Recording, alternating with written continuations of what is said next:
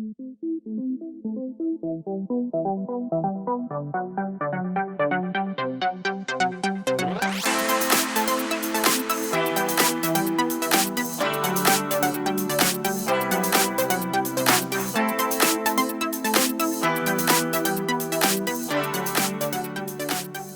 para todos, es un gusto volver a comunicarnos con ustedes. Ahora lo que vamos a hacer es continuar con la clase que inició la doctora Albizu, que es la segunda parte de cómo trabajar con el AGRI y poniendo un ejemplo concreto, que es la guía de screening de cáncer de cuello de la OMS. El AGRI es una herramienta que permite evaluar la calidad de las guías.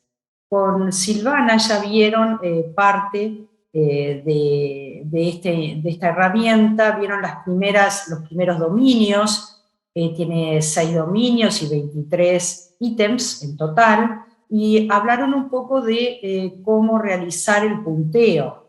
Cada una de las preguntas se puntea en una escala del 1 al 7. También cómo realizar el conteo final para otorgar un puntaje a cada guía, y bueno, ya hablaron también de cómo en realidad cada uno de los grupos decide cuál es el límite que va a poner para considerar, el puntaje límite que va a poner para considerar que una guía es de buena calidad. Ella quedó aquí en el dominio 3, que tiene que ver con el rigor para la elaboración de una guía. Entonces, este dominio tiene varias preguntas. Vamos a ver cada una de ellas. La primera y la segunda preguntas de este dominio son: ¿se han utilizado métodos sistemáticos para la búsqueda de la evidencia? Y si los criterios para seleccionar la evidencia se describen con claridad. Esto es importante porque para realizar una guía de práctica clínica, los elementos que hay que tener en cuenta es que la búsqueda sea exhaustiva y además que sea absolutamente transparente la forma en la que se hizo. O sea que uno tiene que dar los elementos que dicen, no, busqué, quienes los autores de la guía buscaron y buscaron bien y planificaron la búsqueda. Y los criterios para la selección de la evidencia también tienen que estar establecidos. Tienen que haber criterios de inclusión, de exclusión, tipos de diseño, eso también tiene que estar claramente establecido. Cuando uno mira la guía de la OMS, lo que ve es que hay una sección, la 2.6.1, que es cómo se realizó la búsqueda de la literatura, la búsqueda sistemática de la literatura. Y acá lo que establece es que se establecieron criterios de inclusión y de exclusión en protocolos para cada una de las preguntas PICO, que se buscó la evidencia en múltiples bases de datos como Medline, Embase, Cochrane Library y epistemónicos, y también el tipo de diseño que se incluyó. En cuanto a los criterios para seleccionar la evidencia, lo que se establece es que se establecieron que fuera evaluada por 2 investigadores independientes y que se excluyeran los duplicados y bueno, que se estableciera cierto grado de consenso, tanto para la selección como para la extracción de datos en relación a los beneficios, o sea, los efectos, tanto beneficios como daños. Las preguntas 9 y 10 tienen que ver con las fortalezas y limitaciones del conjunto de la evidencia, a ver si están claramente descritas. Fortalezas y limitaciones tienen mucho que ver con la calidad de cada uno de los estudios que uno va a utilizar para elaborar recomendaciones. Y la número 10 dice: ¿los métodos utilizados para formular las recomendaciones están claramente descritos? Entonces, si nosotros vemos la guía de la OMS, las fortalezas y las limitaciones están claramente establecidas en lo que tiene que ver con la búsqueda del riesgo de sesgos. Entonces aquí dice que se buscaron, si habían sesgos en los estudios, utilizando algunos instrumentos específicos de acuerdo a los tipos de diseño. Entonces los más conocidos, quizás ustedes conozcan, es un instrumento que se llama que es de Cochrane y es para detectar el riesgo de sesgos de estudios aleatorizados. Hay otro instrumento que es el Robin, el Quadas, dependiendo de los tipos de diseño. Y bueno, y después se hacen síntesis de resultados. En cuanto a los métodos utilizados para formular las recomendaciones, también lo establece claramente. Hubieron diferentes grupos que buscaron la evidencia, otros que desarrollaron modelos matemáticos, otros que hicieron encuestas para ver aspectos que tienen más que ver con los valores y las preferencias. Y lo que se utilizó después fue el sistema GRADE, que es un sistema que considera la evidencia, pero también los valores y preferencias, y esto lo vamos a ver en la unidad número 4. Continuando, al formular las recomendaciones han sido considerados los beneficios en salud, los efectos secundarios y los riesgos. Hay una relación explícita entre cada una de las recomendaciones y la evidencia en la que se basan. Bien, esto también es muy importante. Las recomendaciones, para recomendar debe considerar beneficios y riesgos o efectos adversos.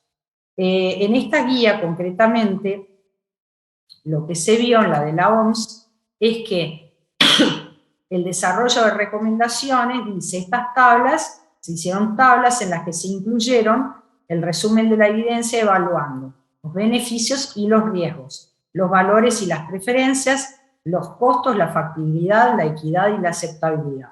Es decir, que antes de hacer una recomendación, son todos estos aspectos que hay que tener en cuenta. Eso se basa en la evidencia en gran medida, pero hay otros aspectos que tienen que ver más con las opiniones de los usuarios.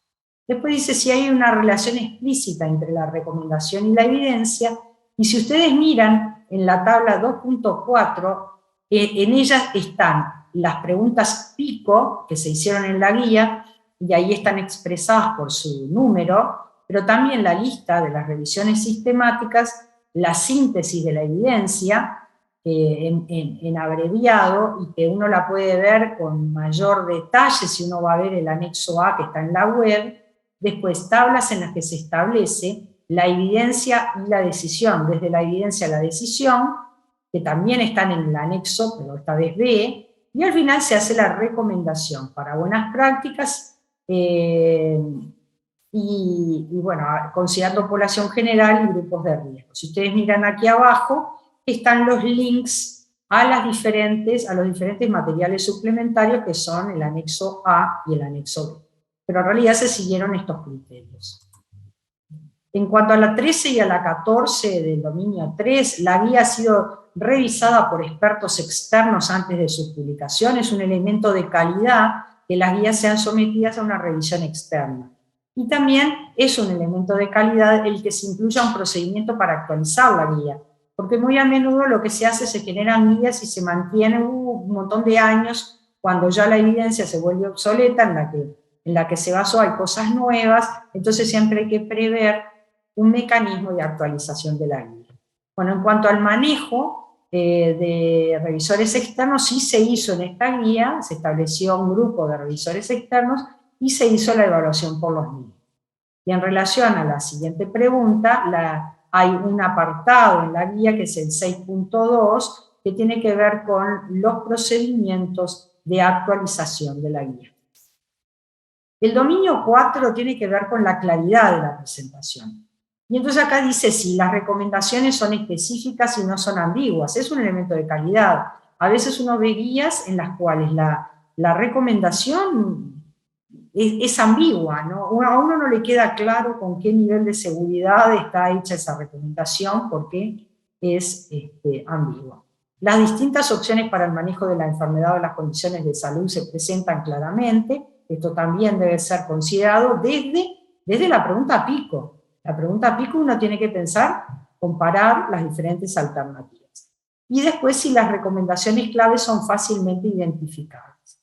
En lo que tiene que ver con esta guía, bueno, acá tenemos un resumen de una recomendación para mujeres en general, y ven que está claramente accesible y muy claramente especificado. Y después, en lo que tiene que ver con las diferentes opciones de manejo, en esta guía en particular se establecen algoritmos, que están también en esta tablita claramente definidos. En otras, simplemente se hacen, muchas veces, bueno, las dos comparaciones para establecer cuál de las intervenciones diagnósticas o terapéuticas son las recomendadas. El dominio 5 tiene que ver con la aplicabilidad. Y esto es importante si pensamos en esto de adopción o de adaptación. Entonces, las preguntas son, ¿la guía describe factores facilitadores y barreras para su aplicación? Esto es importante porque muchas veces las guías se desarrollan, pero después nadie las mira o nadie las usa. Entonces hay que identificar factores facilitadores y barreras para su aplicación para tratar de, bueno, de echarlas abajo, digamos así. La guía proporciona consejos y herramientas sobre las recomendaciones que pueden ser llevadas a la práctica. Esto también se han considerado las posibles implicancias de la aplicación de las recomendaciones sobre los recursos. A veces esto también hay que tenerlo en cuenta porque una guía puede recomendar cosas que en realidad no es posible llevarlas a cabo en los diferentes países. Y por último, la guía ofrece criterios para monitorización y auditoría. En este caso concreto, lo que vemos es que la guía tiene todo un apartado, el 6.1, de diseminación e impacto. Y también tiene, si miramos en las diferentes fases, esta guía está muy orientada, específicamente orientada a el hacer el update, o sea, la actualización de las recomendaciones. Pero en realidad en ella están previstas 4 instancias, una de las cuales es, acá justo se me subió, es el desarrollo de recomendaciones para la implementación que tiene que ver con esto que estamos hablando. Y por último, en lo que tenía que ver con los costos o los recursos, esto es lo mismo que vimos previamente, que el desarrollo de la guía establece considerar los recursos disponibles. Y por último tenemos el dominio 6, que tiene que ver con la independencia editorial. Es súper importante. ¿Por qué? Porque tiene que ver con los puntos de vista de las entidades financiadoras y los conflictos de interés del grupo desarrollador.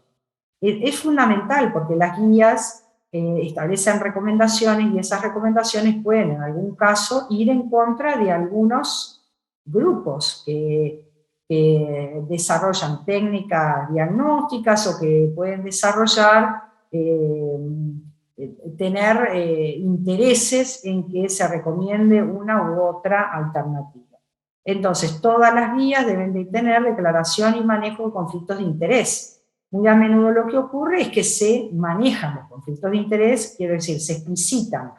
No quiere decir que no haya conflictos de interés, pero por lo menos se explicitan y quien lee la guía considera ese tema a la hora de decidir si usarla o no. Entonces, si ustedes miran, ustedes tienen una carpeta en la plataforma en la que están los materiales seleccionados para la bibliografía. El primero es el AGRI.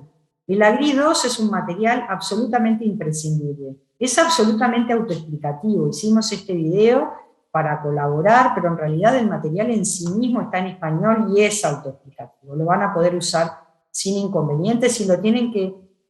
Realmente es el material más importante que hay en esa carpeta. Después hay un archivo Excel que les permite hacer los cálculos automáticamente. O sea que ustedes en ese archivo ponen el nombre, su nombre y el nombre de la guía y pueden ir llenando cada una de las dimensiones y entonces van a obtener un puntaje final automáticamente. Después hay un material bibliográfico de Fisterra, hay la guía de la OMS en la que nos basamos para hacer esta presentación y hay una guía nefrológica que es la que utilizamos para las preguntas de autoevaluación, que conviene leerla, mirarla, al menos ir buscando las respuestas en la guía.